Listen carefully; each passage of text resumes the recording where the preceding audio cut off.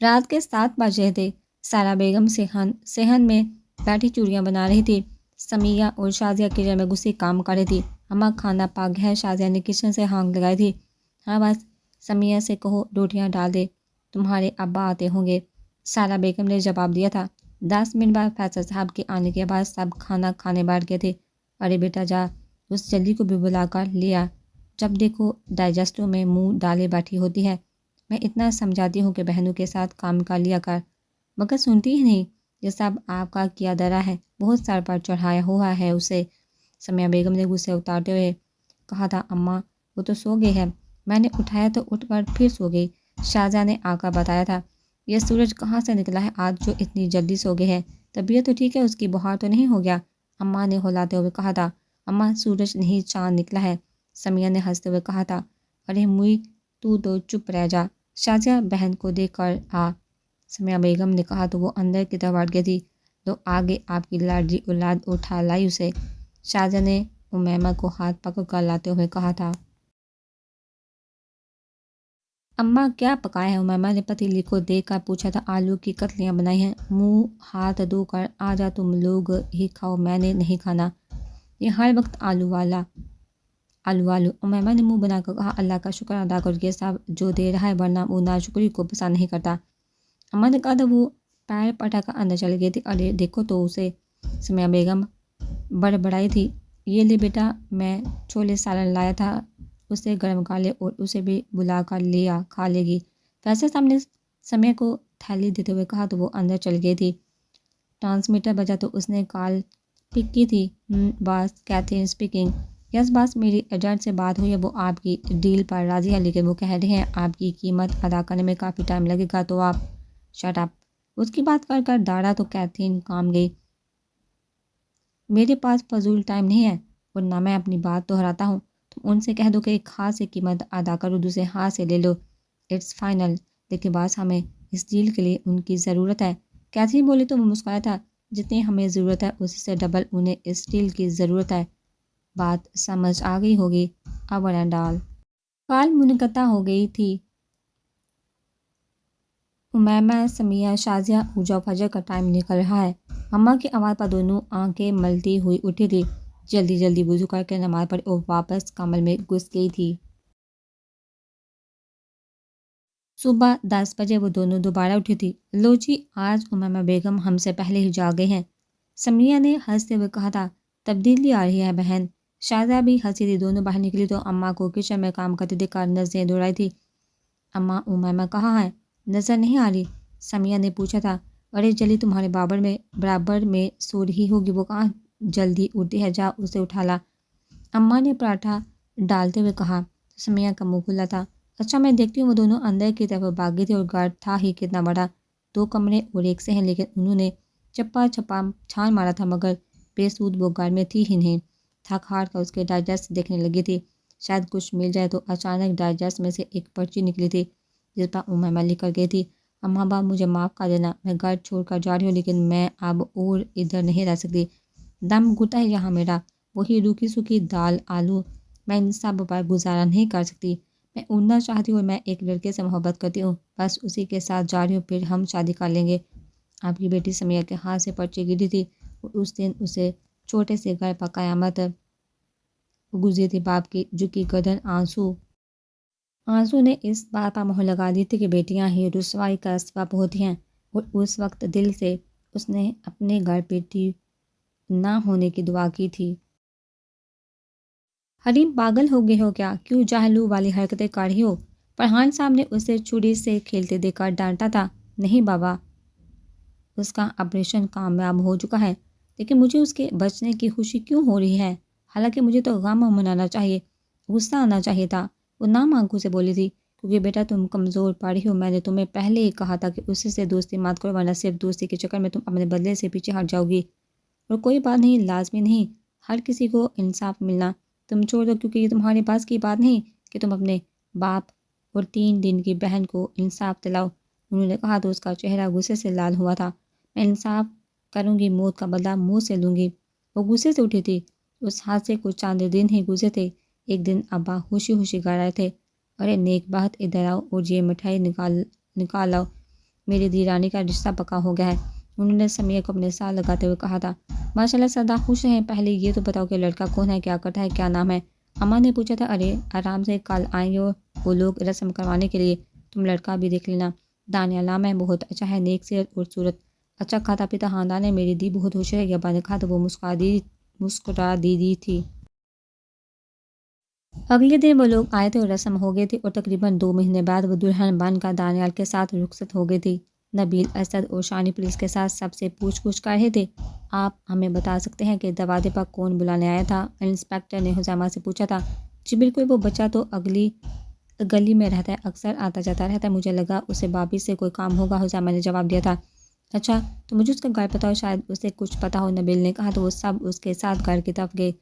وہاں پہنچ کر دروازہ کھٹکھٹایا تھا۔ جی انکل، دروازے پر وہی بچہ آیا تھا اور سب کو دیکھ کر گھبرا گیا تھا۔ میں نے کچھ نہیں کیا انکل، اب امی کو کچھ مت بتانا۔ وہ گھبرا کر رونے لگا۔ ارے رو کیوں رہے ہو چیمپئن، ہم تو تم سے باتیں کرنے آئے ہیں، اسد نے پیار سے کہا تھا۔ وہ چپ ہوا تھا۔ آپ سب باتیں کرنے آئے ہیں؟ اس نے دلچسپی سے پوچھا تو نبیل کو غصہ چڑھا تھا۔ ارے نہیں، بات تو میں کرنے آیا ہوں، یہ تو میرے باڈی گارڈ ہیں، اسد نے کہا تو وہ ہنس پڑا تھا۔ واؤ، پولیس انکل بھی آپ کے گارڈ ہیں، پھر تو مزہ آئے گا، میں آپ کے گارڈ کا بیڈ چیک کر سکتا ہوں۔ بچے نے نبیل کے ہیٹ کی طرف اشارہ کیا تھا۔ یس کیوں نہیں، اسد نے کہا تو نبیل کا ضبط ختم ہو گیا تھا۔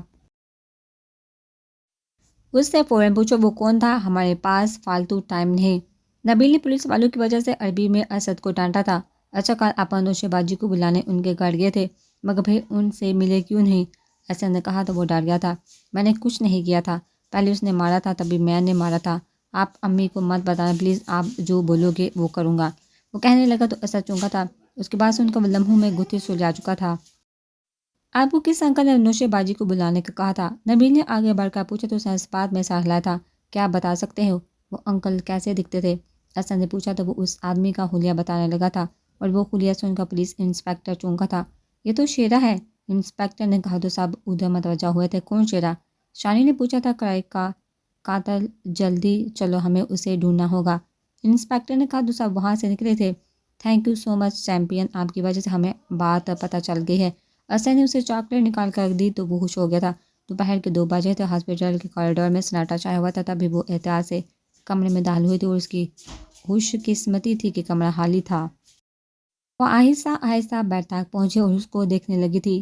دل نے اسے واپس لوٹ جانے کو کہا تھا، مگر دماغ آڑے آ گیا تھا۔ حریم چھوڑ دو، اس کا کیا قصور ہے، دل نے صدا لگائی تھی۔ تو تمہارے ماں باپ اور بہن کا کیا قصور تھا؟ دماغ نے اسے جوش دلایا تھا، اور پھر دل اور دماغ کی جنگ میں دماغ جیت گیا تھا۔ آخر کپ کپاتے ہاتھوں سے وہ اس کا آکسیجن ماسک نکال کر کمرے سے نکل گئی تھی، اور پیچھے اس کی سانسیں بے ترتیب ہوتی چھوڑ گئی تھی۔ سمیہ کی شادی کو 1 سال گزر گیا تھا، وہ اپنے گھر میں بہت خوشحال زندگی گزار رہی تھی۔ شادی کے تیسرے مہینے ہی وہ پریگننٹ ہو گئی تھی۔ اب ان کا آخری مہینہ چل رہا تھا، جس کی وجہ سے سب نے انہیں پلکوں پر بٹھایا ہوا تھا، لیکن ان 9 مہینوں میں کوئی ایسا لمحہ نہیں گزرا تھا جب انہوں نے بیٹا ہونے کی دعا نہ کی ہو، اور اب بھی وہ رو رو کر بیٹا مانگنی تھی۔ یا اللہ، مجھے بیٹے کا تحفہ دے دینا، میری ماں دینا، اور بھی بہت دعائیں مانگ رہی تھی، مگر کمرے میں داخل ہوتے دانیال کی آنکھیں غصے سے لال ہوئی تھی۔ یہ کیا دعا مانگ رہی ہو تم؟ اللہ سے اس کی رحمت کا انکار کر رہی ہو؟ اولاد اللہ کی طرف سے تحفہ ہوتی ہے، اور تحفے مانگے نہیں جاتے۔ وہ غصہ جھٹک کر انہیں سمجھانے لگے تھے، مگر سمجھایا تو اسے جاتا ہے جو سمجھنا چاہتا ہو۔ آخر چند دن بعد وہ دن آ گیا تھا جس کا انہیں بے چینی سے انتظار تھا۔ اللہ نے ان کو پھول سے گڑیا کی نعمت سے نوازا تھا، نرس نے کہا تو انہوں نے خوشی سے اسے گود میں لیا تھا۔ مگر جب یہی خوشخبری سمیہ بیگم تک پہنچی تو ان کا چہرہ ویران ہو گیا تھا، اور وہ پھوٹ پھوٹ کر رو پڑی تھی۔ کیوں دی بیٹی، میں نے تو بیٹا مانگا تھا۔ عجیب کیفیت میں ان کے منہ سے ناشکری کے الفاظ نکل گئے تھے، اور اللہ ناشکرو سے اپنی نعمتیں چھین لیتا، اور یہی ان کے ساتھ ہوا تھا۔ وہ بچی جیسے ہی گود میں آئی وہ اسے دیکھتے رہ گئی تھی۔ آخر ماں تھی تو ممتا کیسے نہ جاگتی؟ اسے دیکھا فوراً انہوں نے اپنے اندر اسے بھینچا تھا۔ 8 مہینے ہو گئے تھے، وہ بچی سب کی آنکھوں کا تارا بنی ہوئی تھی۔ اسی کو دیکھ دیکھ کر سمیہ بیگم نے اپنی سوچ بدلی تھی کہ بیٹیاں سچ میں رحمت ہوتی ہیں۔ اچانک ایک دن صبح وہ سو کر اٹھی، اسے گود میں اٹھایا تھا، مگر اسے ہلتا نہ پا کر وہ چیخی تھی۔ کب ان کی چیخی پاٹ صاحب آئے، کب ڈاکٹر کے پاس لے کر گئے، کب اسے دفن کیا، وہ کب دفنانے گئے؟ وہ تو سکتے کی کیفے میں چلی گئی تھی۔ امتحان تو اب شروع ہوا تھا۔ شانی پولیس اسٹیشن کے ساتھ تھانے گیا تھا، نبیل اور اسد ہاسپٹل میں داخل ہوئے تو سامنے سے اسامہ آتا دکھا تھا۔ کہاں پھر رہے ہو، روم میں کون ہے؟ نبیل نے اسے دیکھا پوچھا۔ میں اور شاندے ہی تھے، لیکن شاندے کی طبیعت تھوڑی خراب ہو رہی تھی، جس کی وجہ سے ڈرائیور کے ساتھ وہ گڑ گئی ہے۔ بس ابھی اسے ہی باہر تک چھوڑ کر آ رہا ہوں، اسامہ نے کہا تو وہ دونوں سر ہلاتے ہوئے کمرے میں داخل ہوئے تھے۔ مگر جیسے ہی کمرے میں داخل ہوا، نوشی کی سانس کو اکھڑتے دیکھا ان کے پیروں تلے سے بھی نکل گئی تھی۔ ڈاکٹر نبیل جی ہاں، تو ڈاکٹر بھاگتے ہوئے آئے تھے۔ آپ لوگ اتنا غیر ذمہ دار کیسے ہو سکتے ہیں؟ ان کی آکسیجن کیسے نکلی اور آپ لوگ باہر رہیں؟ ڈاکٹر نے تینوں سے کہا اور اسے ایمرجنسی روم میں لے کر بھاگ گئے تھے، مگر اسد زبردستی اندر گھس گیا تھا۔ باہر کھڑے دونوں کی حالت آنسو پر سب سے غیر ہو رہی تھی اور دل کا بوجھ بڑھانے لگا تھا۔ تقریباً 15 منٹ بعد دروازہ کھلا اور سب باہر نکلے تو نبیل اسامہ نے نظریں اٹھائی تھی۔ سوری ہم نے بہت کوشش کی مگر ہم انہیں کومے میں جانے سے نہیں روک پائے۔ ڈاکٹر کے الفاظ انہیں سور کے مارنے لگے تھے۔ یہ بات سن کر نبیل لڑکھڑایا تھا اور اسامہ کی زبان صدمے سے گنگ ہوئی تھی۔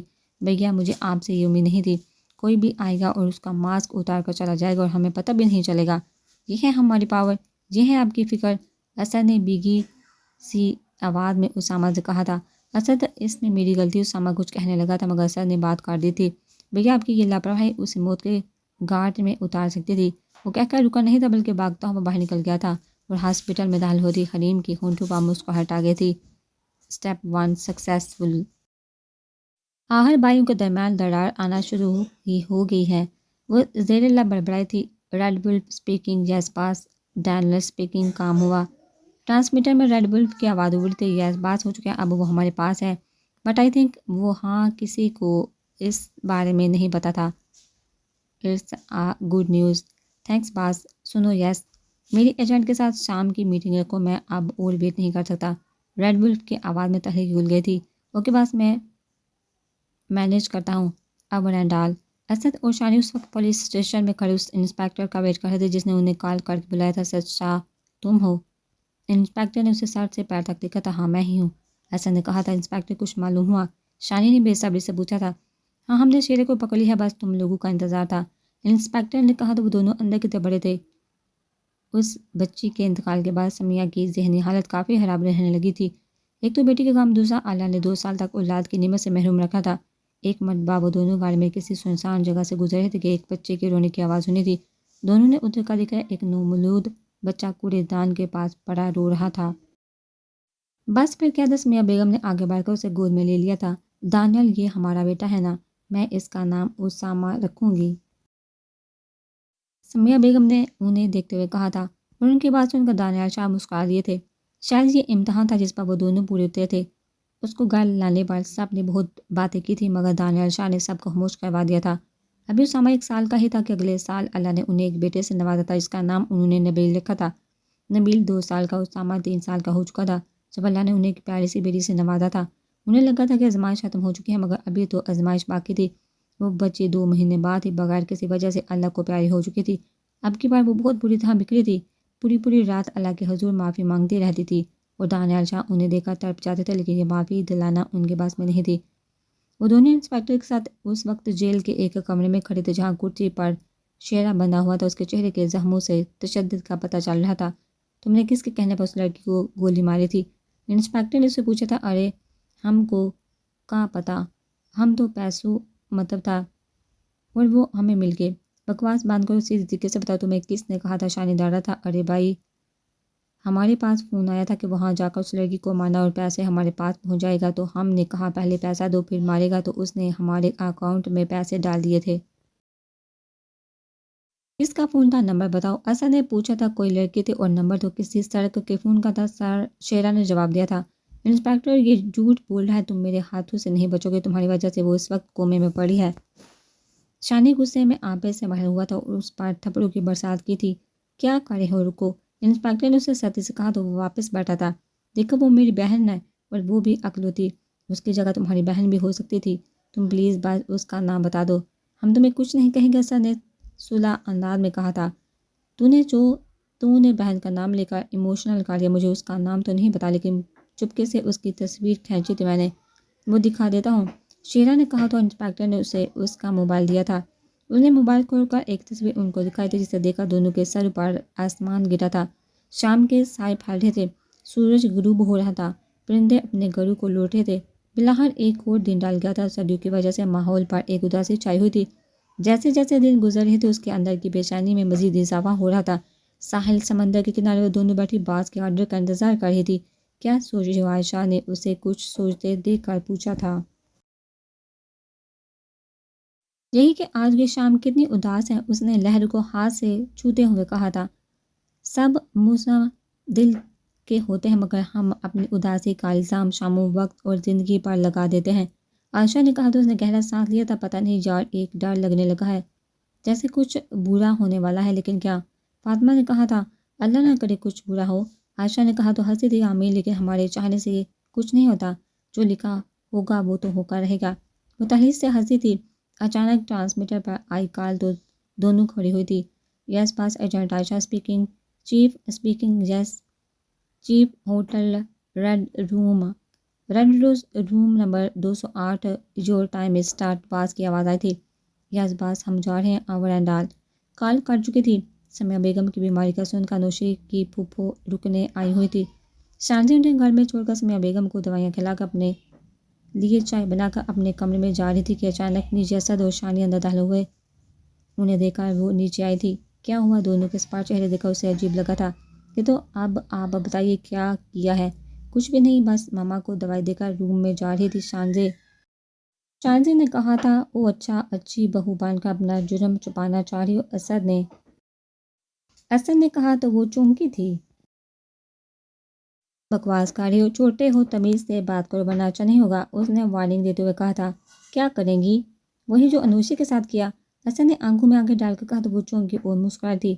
دیور صاحب، آپ بھول گئے ہیں میں کون ہوں، شانزی نے طنزیہ انداز میں کہا تھا۔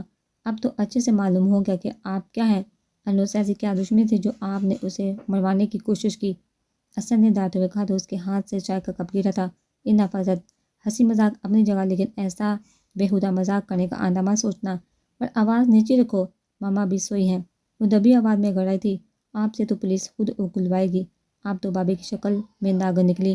انسپکٹر اندر آ جائے اور انہیں اریسٹ کر لے، اسد نے آواز لگائی تھی۔ چٹا اسامہ جو ابھی اندر داخل ہوا تو اس کی بات سن کر اس سے تھپڑ لگا چکا تھا۔ بھیا آپ، اسد نے صدمے سے دیکھا تھا۔ یہ کون سا طریقہ ہے بابی سے بات کرنے کا؟ وہ داڑا تھا کہ بابی نہیں ڈائن ہے، اور میں بھی کسی سے کہہ رہا ہوں جو خود اپنی لاپرواہی سے اپنی بہن کو موت کے منہ میں پہنچا چکا ہے۔ اسد نے اپنے آنسو پہنچتے ہوئے کہا تھا۔ مانتا ہوں وہ میری غلطی تھی، لیکن شانزی کو بیچ میں کیوں گھسیٹ رہے ہو؟ یہی ہے قاتل انوشی کی، انہوں نے ہی اسے گولی مروائی تھی۔ اب آپ کی مرضی ہے، شوہر بن کا ساتھ دیں یا بھائی بن کا، اسد نے کہا تو اس نے ضبط سے آنکھیں بند کی تھی۔ انسپکٹر انہیں لے جائیے، شانی نے کہا تو انہوں نے اسے ہتھ کڑی پہنائی تھی۔ آخرکار گندگی کی پیدائش نے اپنی فطرت دکھائی دی نا۔ گندے نالے کے کیڑے کو کتنا ہی پیار کر لو، لیکن وہ بعد میں کاٹتا ہی ضرور ہے۔ سیڑھیوں پر کھڑی پھوپھو کی آواز گونجی تو سب کو سانپ سونگھ گیا تھا۔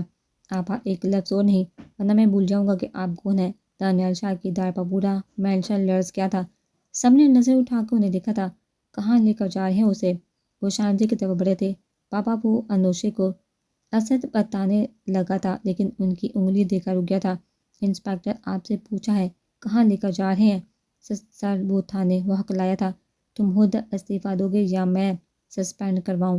وہ 2 قدم آگے بڑھے تھے۔ سوری سر، لیکن آپ کے بیٹے FIR کٹوائی ہے، اس نے ڈرتے ڈرتے کہا تھا۔ جس انسپکٹر کو یہ ہی نہ پتا ہو کہ رات کے وقت عورتوں کو اریسٹ نہیں کرتے، وہ اس وردی کے لائق نہیں ہوتا۔ کل تمہیں تمہارا سسپینڈ لیٹر مل جائے گا، دانیال شاہ نے ڈانٹتے ہوئے کہا تو وہ ان کے پیروں میں گرا تھا۔ مما معاف کر دے سر، میں آپ کا غلام بن کر رہوں گا، پر پلیز میرے چھوٹے چھوٹے بچے ہیں۔ وہ گر گرا رہا تھا۔ انہوں نے گارڈ کو اشارہ کیا تھا، وہ اسے اٹھا کر باہر لے گیا تھا۔